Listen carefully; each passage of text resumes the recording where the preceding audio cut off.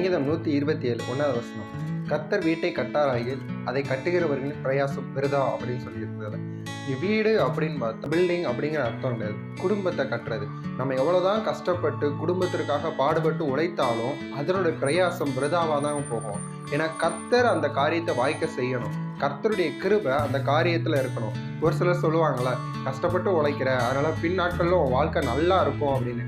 கிடையவே கிடையாது. கஷ்டப்படுறதுனால வாழ்க்கை நல்லா இருக்கும் அப்படின்னு பார்த்தா இந்த உலகத்துல எத்தனையோ பேர் கஷ்டப்பட்டுட்டு தான் இருக்கிறாங்க. ஆனா இன்னும் கஷ்டம் தான் படுறாங்களே தவிர வாழ்க்கையில எந்த ஒரு முன்னேற்றமும் பார்க்காம தான் இருக்கிறாங்க.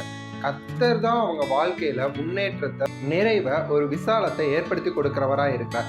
கஷ்டத்தினால நீங்க முன்னேற முடியும் அப்படின்னு நினைச்சீங்கன்னா அது உங்களுடைய அறியாமையா இருக்குது. கஷ்டம் அல்ல, கர்த்தர் தான் உங்க வாழ்க்கையை முன்னோக்கி செல்ல வழிவகுக்கிறவரா இருக்கிறார். கர்த்தர் மேல் விசுவாசம் வைங்க. கர்த்தர் உங்கள் வீட்டை கட்டுவார், கர்த்தர் உங்கள் குடும்பத்தை கட்டுவார், கர்த்தர் உங்கள் தொழிலை கட்டுவார். உங்க வாழ்க்கை உங்களுக்கு ஆசீர்வாதமா இருக்கிறது மாத்திரமல்ல, பிறருக்கும் ஆசீர்வாதமாய் இருக்கும்படியாக அவருடைய கிருபை உங்களோடு கூட இருந்து ஒவ்வொரு நாளும் வழி நடத்தக்கூடியதா இருக்கும். கர்த்தர் நம்மை ஆசீர்வதிப்பாராக. ஆமென்.